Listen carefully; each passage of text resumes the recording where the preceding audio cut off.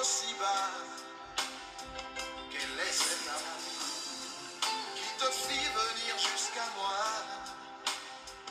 De toi j'entendis que tu es le Verbe divin. De toi j'entends que tu es le Verbe créateur. Oh, Verbe incarné, parole de Dieu faite chair. Toi le Fils du Très-Haut, qui vint des cieux jusqu'à moi.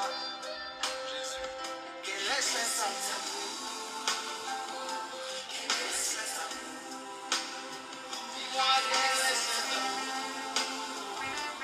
Quel est cet amour?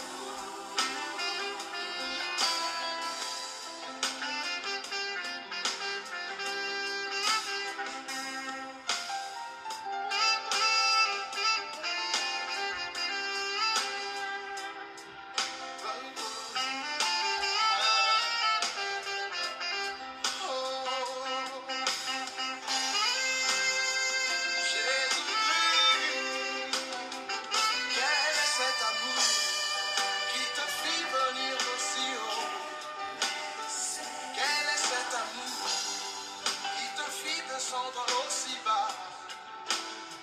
Quel est cet amour qui te fit venir jusqu'à moi? Oh, si bas. Qui donc suis-je pour toi, pour que tu prennes ma place à la croix? Qui donc suis-je pour toi, pour que tu prennes ma place? Je vous salue dans le nom de Jésus-Christ.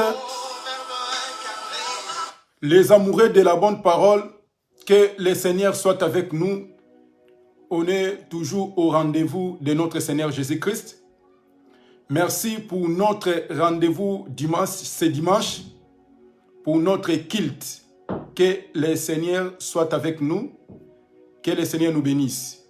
Prions. Jésus, nous te disons un grand merci. Viens nous aider à comprendre ta parole et ta volonté.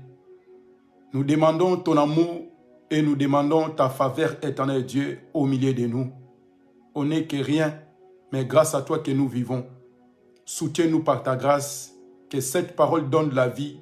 Au nom de Jésus, nous prions et nous disons Amen.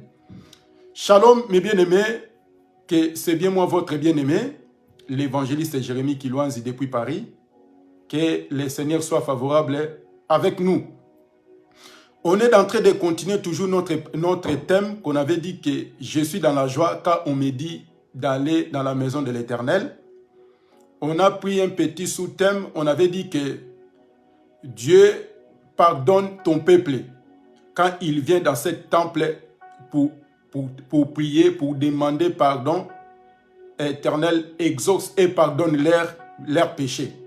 Donc on est en train de continuer un sous-thème là qu'on avait donné. Mais avant de commencer, on va prendre les deux textes qu'on avait commencé.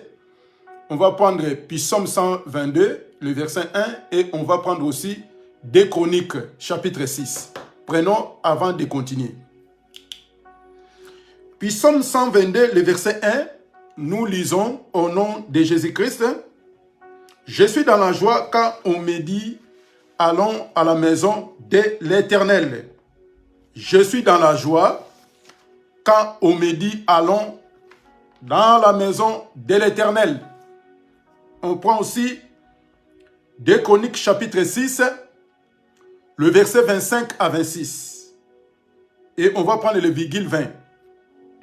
25 à 26. Exauce le ciel, pardonne les péchés de ton peuple d'Israël et ramène-les dans le pays que tu as donné à eux et à leur père. Quand le ciel sera fermé et qu'il n'y aura point de pluie à cause de leurs péchés contre toi, s'ils prient dans ce lieu, ils rendent gloire à ton nom. S'ils se détournent de leurs péchés parce que tu les auras châtis. Donc, c'est-à-dire, on dit que quand il vient dans cette maison pour prier, exauce-les et pardonne leurs péchés.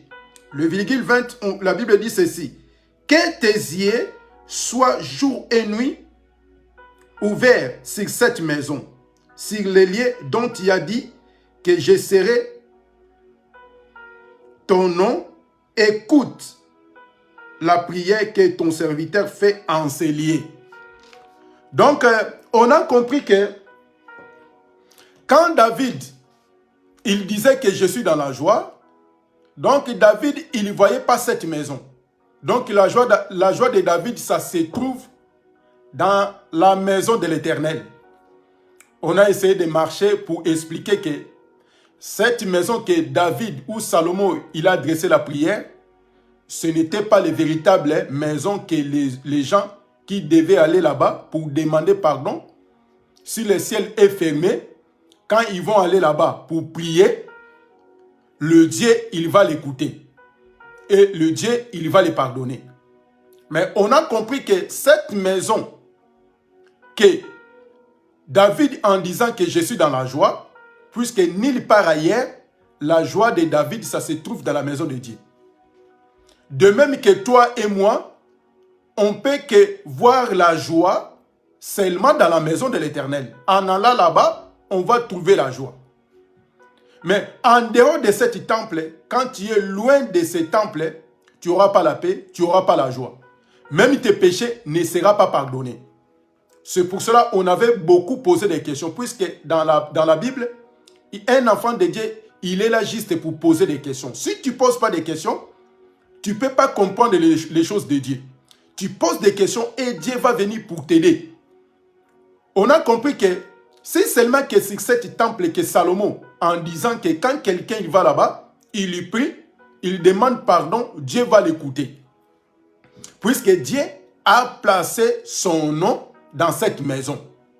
Donc on avait dit que, en réalité, que la maison que Dieu a placé son nom, ce n'était pas la maison construite par Salomon. Néanmoins, puisque la maison construite dans la main des hommes, Dieu ne peut pas habiter là. Donc Dieu habitait sur la personne de Jésus. Donc on a dit que Jésus, il fit un vrai temple qui se déplace. Donc c'est-à-dire, si quelqu'un il a des soucis, il a des problèmes, si tu veux voir la joie, si tu veux être soulagé, si tu veux être guéri, il faut courir auprès de ces temples. Néanmoins, on avait dit que néanmoins, ces temples, ça nous fait du bien. Pourquoi lui-même, il vient pour nous chercher. Donc les temples se déplacent. Les temples de Salomon ne se déplaçaient pas. Il restait instantané. Mais grâce à le véritable temple qui est lui-même la personne de Dieu, il a pris les corps de Jésus, comme on avait dit que toute la plénitude de Dieu s'est trouvée à qui? S'est trouvée à la personne de Jésus. Donc, c'est-à-dire, les noms que Dieu a placés dans ce temple de Salomon, ce n'était pas les véritables liés. Mais Dieu a placé son nom à la personne de Jésus. Donc, c'est pour cela, quand Salomon, il a dit que même si ton peuple pêche, il vient dans ce temple, il y prie, pardonne leurs péchés. C'est pour cela, comme la Bible dit que les Écritures rendent témoignage de Dieu, rendent témoignage de Jésus. Prenons un passage. Prenons un passage, Luc chapitre 24. Luc chapitre 24. Soufflez un peu. On va chercher les passages ensemble. Luc chapitre 24. Le verset 44. Nous lisons. Luc chapitre 24, le verset 44. Puis il leur dit, c'est là ce que je vous disais lorsque j'étais encore avec vous, lorsqu'il fallait que s'accomplisse tout ce qui est écrit de moi dans les prophètes, dans la loi de Moïse, dans les prophètes et dans le psaume. Ah, donc c'est-à-dire, Jésus, il faut que Jésus, quand Jésus il est venu, il faut que s'accomplisse tout ce qui est écrit dans les livres de la loi, des prophètes et des psaumes. Donc, il concernait que la personne de Jésus.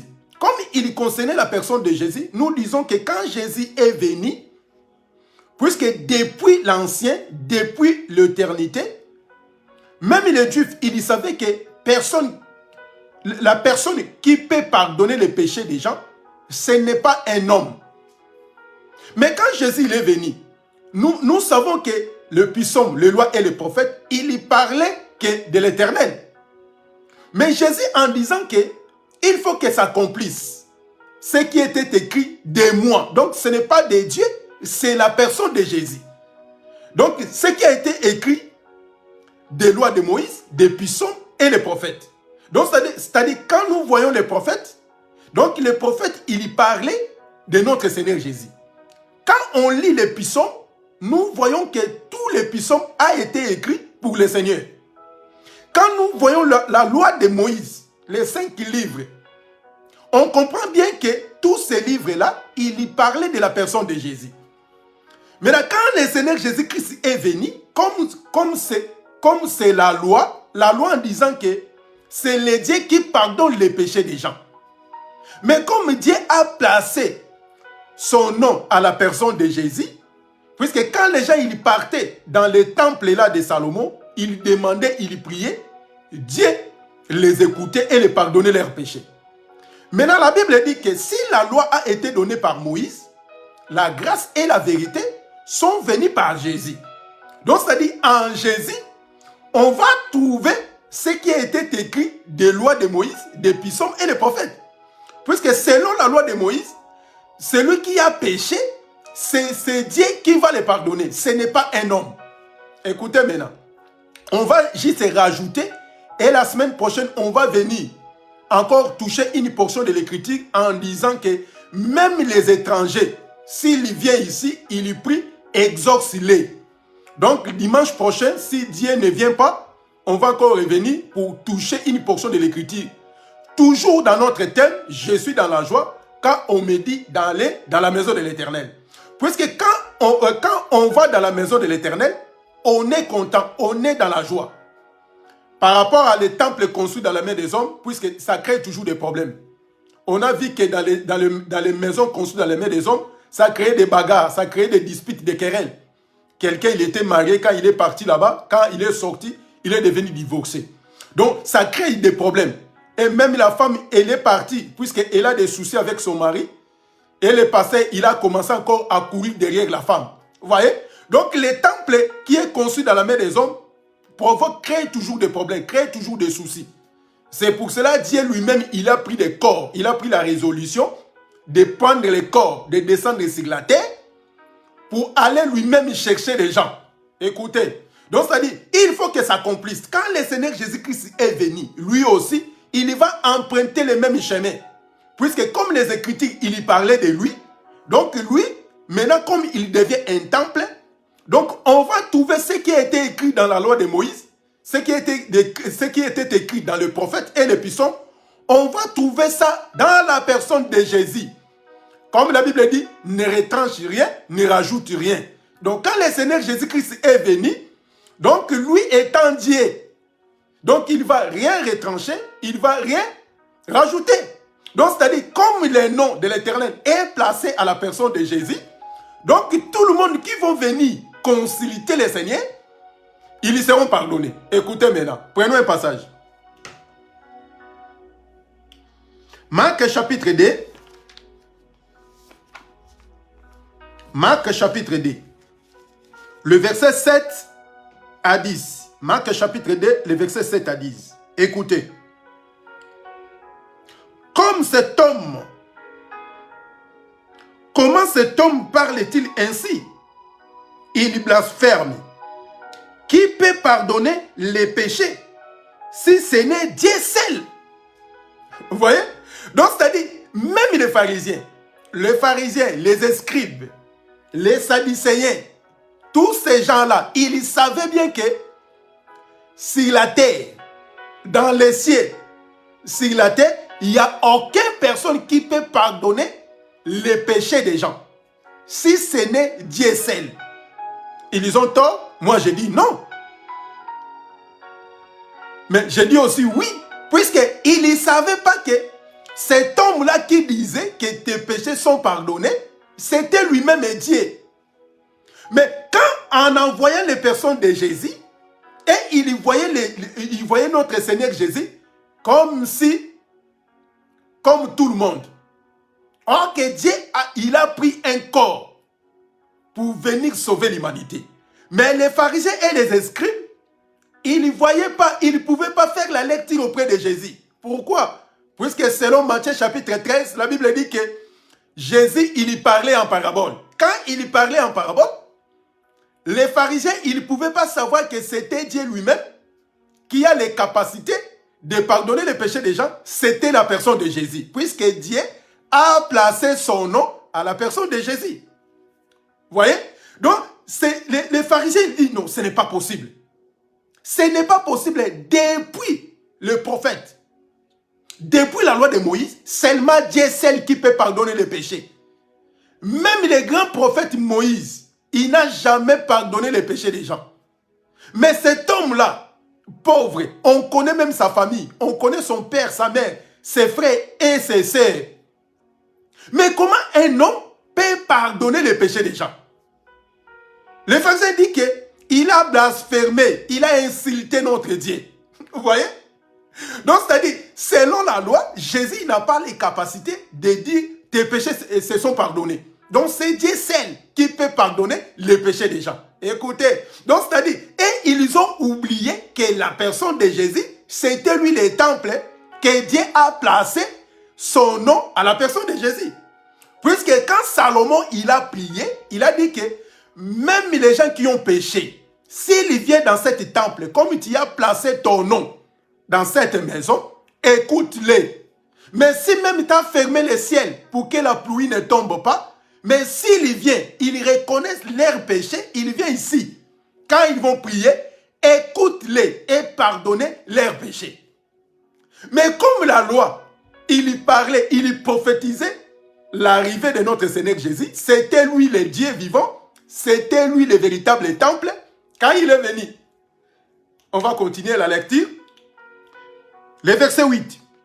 Jésus ayant aussitôt connu par son esprit ce qu'il passait, ce qu'il pensait au-dedans d'eux, leur dit, pourquoi avez-vous telle pensée dans vos cœurs? On va prendre le virgule 10. Or, afin que vous sachiez que le Fils de l'homme a sur la terre le pouvoir de pardonner les péchés. Vous voyez? Donc, c'est-à-dire, le Seigneur Jésus-Christ a le pouvoir de pardonner les péchés. Là, on est en train de poser des questions. Hein. Mais s'il a le pouvoir de pardonner les péchés, mais seulement, puisque lui, il est envoyé par les pères. Puisque quand il va pardonner les péchés des gens, il va pardonner ça au nom du Père, au nom de celui qu'il a envoyé. Comme les prophètes. Quand le prophète il va faire quelque chose, il dit toujours « Ainsi dit l'Éternel ». Mais c'est ce que moi je donne. Je me dis, mais qu'est-ce qui n'y va pas? Le Seigneur Jésus-Christ qui lui a donné ce pouvoir de pardonner les péchés des gens seulement à son nom. Puisque s'il est réellement envoyé par le Père, Jésus, il va pardonner les péchés des gens au nom de celui qu'il a envoyé. Écoutez mon frère, c'est ça, c'est que les gens des Trinitaires qui grattent la tête, ils ont des yeux, ils n'arrivent pas à voir que la personne de Jésus, c'était Dieu lui-même qui est descendu sur la terre. Vous voyez? Donc, aucune personne sur la terre, aucun homme, aucune personne qui est née d'une femme, n'est sous les péchés, il a les capacités de pardonner les péchés des gens. Mais c'est que Jésus, il disait que tes péchés se sont pardonnés. Donc, c'est-à-dire, le Fils de l'homme a venu sur la terre, a le pouvoir de pardonner les péchés. Vous voyez? Donc, c'est-à-dire, quand les gens en allant dans cette maison construite par Salomon, il priait, Dieu, comme il a mis son arche à l'intérieur des lieux très saints, donc les gens, ils partaient là-bas pour prier, demander le pardon. Mais maintenant, le Seigneur Jésus-Christ, en disant que, donc c'est-à-dire, tes péchés te sont pardonnés. C'était blasphème pour les pharisiens, puisque c'était eux les donneurs. C'était eux qui enseignaient la loi. Ils savaient bien que c'est Dieu seul. Vous voyez? Donc, c'est-à-dire, un homme qu'on connaît, même pas 50 ans, il vient de naître. Même Moïse, notre ancêtre, Abraham, n'a jamais pardonné les péchés des gens.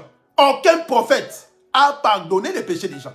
Comment cet homme qu'on connaît son père et sa mère, il a les capacités de pardonner les péchés des gens? Voyez? Puisqu'ils ont oublié que Dieu a placé son nom à la personne de Jésus. Donc, ça dit, en dehors de Jésus, il n'y a pas de pardon des péchés. C'est pour cela que le Seigneur Jésus-Christ, il va dire ceci. Il va dire quoi? Toujours dans Luc chapitre 24. Luc 24, le verset 47. Luc 24, le verset 47. La Bible dit ceci. Luc 24, le verset 47. Et que la repentance et le pardon des péchés sera prêché à mon nom à toutes les nations, en commençant par Jérusalem. Vous êtes mes témoins de ces choses. Je recommence. Et que la repentance et le pardon des péchés sera prêché en son nom à toutes les nations, en commençant c'est par Jérusalem. Vous êtes des témoins de ces choses. Voyez? Donc le Seigneur Jésus-Christ lui-même, il a dit que la repentance et le pardon des péchés, ça ne sera pas prêché au nom de Dieu. Ainsi dit l'Éternel. Non. La repentance et le pardon des péchés, ça sera prêché au nom de Jésus-Christ. Donc pourquoi? Puisque Dieu a placé son nom à la personne de Jésus. Donc si tu as péché, si tu as des soucis, tu sens que tu es loin de Dieu, il ne faut pas aller à Jérusalem pour aller prier dans le mur de lamentation. Il ne faut pas aller là-bas. Le Seigneur Jésus-Christ est auprès de nous. Si tu sens que tu es angoissé, tu es abandonné, et les gens, puisque quand quelqu'un pêche, il est loin de Dieu. Et même sur la terre, quand quelqu'un a péché, a engrossé une sœur, a fait une bêtise, même dans l'église locale, il concerne la personne, il est devenu comme le malheureux, il est devenu méchant. Il sera éloigné des gens de bien. Voyez? C'est pour cela que le Seigneur Jésus-Christ, il a dit que le pardon des péchés sera prêché seulement à son nom. En dehors du nom de Jésus, il n'y aura pas la prédication des pardons du péché. Donc si tu veux être pardonné, ce n'est pas au nom de Dieu, ce n'est pas au nom d'un prophète, ce n'est pas au nom d'un pasteur ou d'un serviteur quelconque, mais si tu veux être pardonné, seulement au nom de Jésus-Christ. Donc en dehors de Jésus, il n'y a pas de pardon, il n'y a pas de rémission du péché. Puisque Jésus, il fit un temple qui marche sur la terre. Puisque Dieu a placé son nom à la personne de Jésus. C'est pour cela que Jésus lui-même, il a dit qu'il faut que la repentance et le pardon des péchés soient prêchés à mon nom. Pas au nom de Dieu. Vous voyez? Puisque dans le temple de Salomon, Dieu a placé son nom dans cette maison. Mais le temple de Salomon ne bougeait pas. Il y restait. C'est pour cela que les gens achètent des billets pour aller là-bas. C'est pour cela que Dieu, il savait que les gens, il y aura des pauvres, il y aura des gens qui n'auront pas de moyens pour acheter des billets pour aller là-bas prier. Donc c'est pour cela que Dieu lui-même, il a pris un corps. Il est venu sur la terre. Maintenant, si tu vois le Seigneur Jésus, même si tes péchés deviennent comme rouge, comme cramoisi, deviennent noirs, comme le pneu, mais quand tu viens auprès de Jésus, Jésus-Christ va pardonner tes péchés. C'est pour ça que les pharisiens, ils étaient en colère. Ils disent que jamais personne, même les prophètes, on n'a jamais vu des choses pareilles. Un homme comme moi, comme nous tous, il dit que tes péchés te sont pardonnés. Seulement Dieu est celui qui peut pardonner les péchés des gens. Et les pharisiens, ils étaient en colère. Vous voyez? C'est pour cela la prédication de la croix, c'est une folie pour les gens. Donc la prédication de la croix, c'est une folie. C'est pour cela que nous prêchons Jésus-Christ crucifié. C'est un scandale pour les Juifs. Et nous disons qu'en dehors de Jésus, il n'y a pas de pardon des péchés. Même si tu as fait des péchés, tu as fait des avortements, tu as tué des gens, tu as fait n'importe quoi, n'importe comment. Mais si tu viens auprès de Jésus, la Bible dit que si vous confessez vos péchés à Dieu, à notre Seigneur Jésus-Christ, il est juste et capable pour nous pardonner nos péchés et pour nous purifier. Donc, en dehors de Jésus, il n'y a pas de pardon. Donc, les gens, ils couraient. C'est pour ça que quand David a péché, il a couru auprès de Dieu pour demander pardon. Dieu l'a pardonné. Mais maintenant, au temps de la grâce, le pardon, ça se trouve à la personne de Jésus. Si tu pêches, si tu es loin de Dieu, et seulement, comme Dieu a placé son nom à la personne de Jésus, viens auprès de Jésus, demande pardon. Dis à notre Seigneur que j'ai péché contre toi.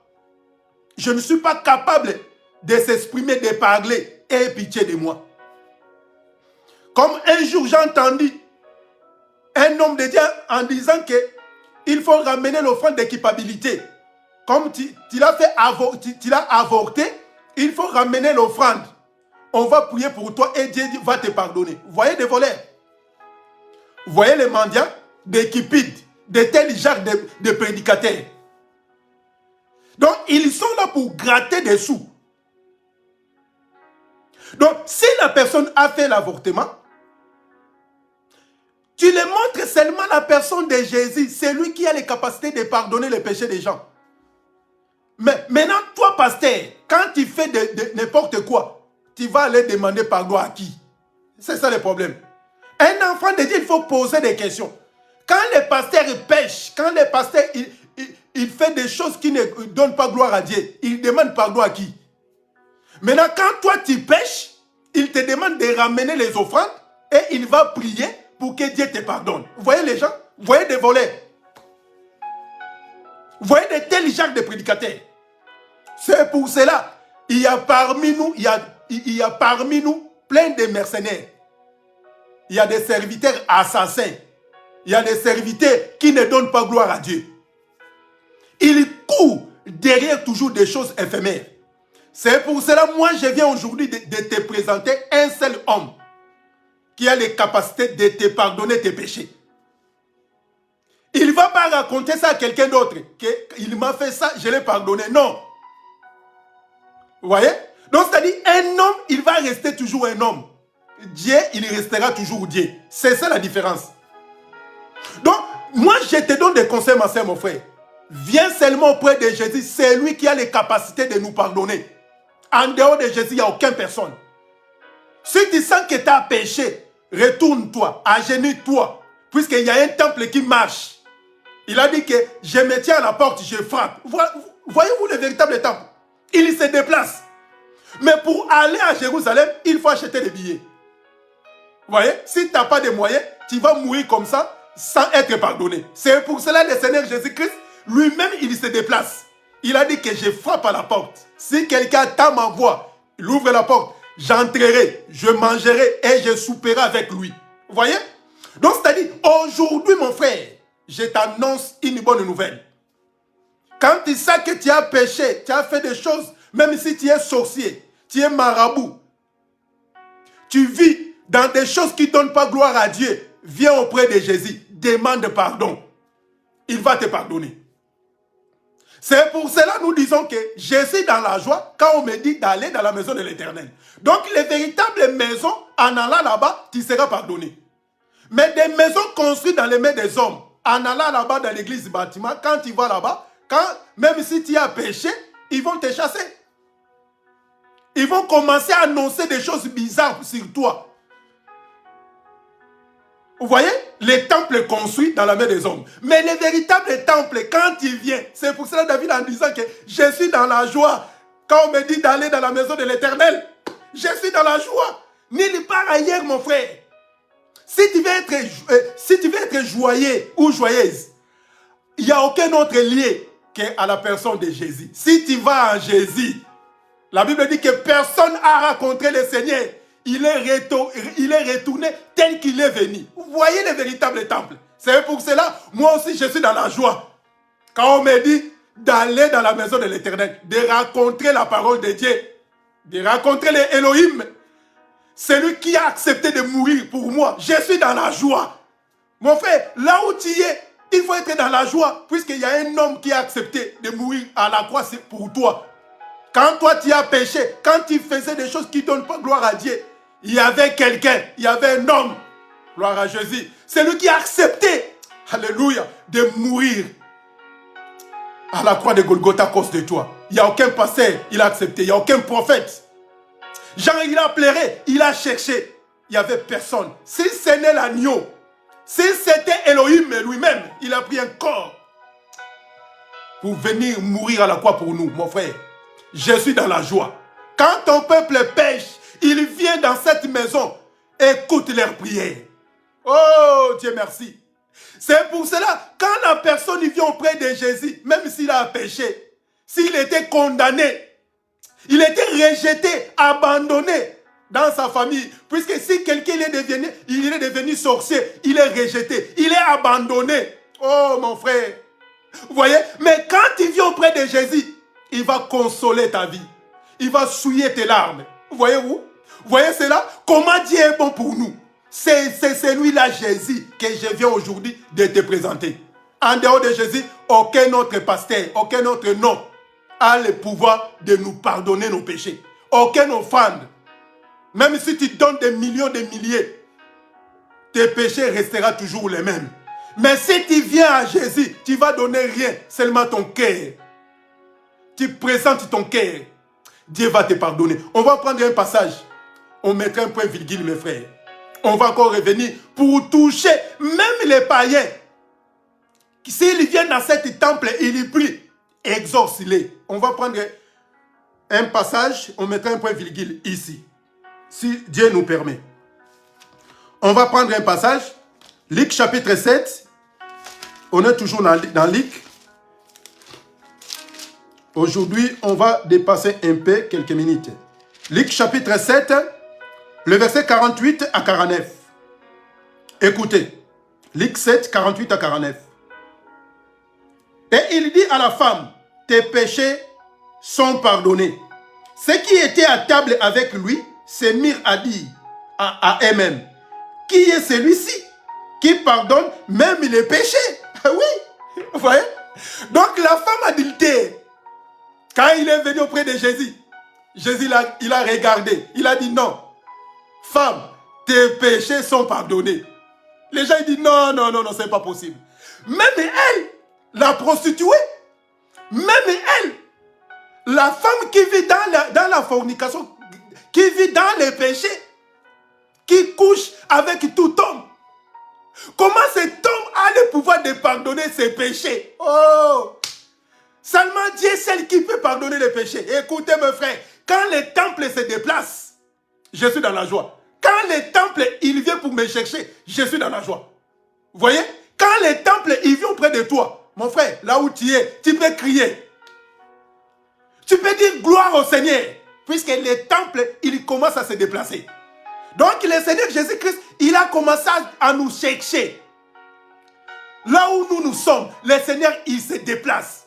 Vous voyez la différence entre le temple qui est conçu par Salomon et le véritable temple à la personne de Jésus?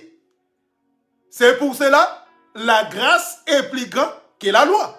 Tout au long de la loi, il y avait personne qui était pardonné de leurs péchés. Donc le pardon et la rémission du péché est venu après la mort et la résurrection de notre Seigneur Jésus-Christ. Que le Seigneur nous bénisse. Que le Seigneur soit avec nous. Que Dieu ajoute encore l'explication à ce que nous venons d'écouter concernant quand il vient, quand ton peuple pêche, il vient, écoute-les. C'est pour cela, moi, je suis dans la joie. Si je pêche, si quelqu'un fait n'importe quoi, il vient à notre Seigneur, il sera pardonné. C'est pour cela que je suis dans la joie. Là où tu es dans la joie. Puisqu'il n'y aura personne qui va te pardonner tes péchés. En dehors de Jésus. Puisque nous voyons comment les gens sont abandonnés, rejetés. À cause de la sorcellerie. À cause des choses qui ne donnent pas gloire à Dieu. Les gens, ils sont abandonnés de leur famille. Mais moi, je te dis aujourd'hui, le Seigneur est là. Le Seigneur est auprès de toi. Ouvre ton cœur. Viens auprès de notre Seigneur. Confesse tes péchés. Il va te pardonner. Que le Seigneur nous bénisse. Que le Seigneur soit avec nous. On va encore revenir dans notre thème. Je suis dans la joie quand on me dit d'aller dans la maison de l'Éternel. Donc la maison de l'Éternel, c'est la personne de Jésus. Que le Seigneur nous bénisse. Que le Seigneur soit avec nous. On met un point virgule. On va venir la semaine prochaine pour toucher les portions de l'Écriture en disant que même les étrangers, s'ils viennent prier dans cet temple, écoute-les. C'est ce qu'on va toucher la semaine prochaine si Dieu ne vient pas. Prions au nom de Jésus. Seigneur, merci pour cette prédication, exhortation d'encouragement et de fortification. Je crois que ça a permis que tout le monde comprenne qu'en dehors de toi, il n'y a pas le pardon des péchés. Soutiens-nous à obéir à ta volonté. Au nom de Jésus, nous prions et nous disons Amen. Que le Seigneur nous bénisse à la semaine prochaine si Dieu ne vient pas. Merci. Au revoir.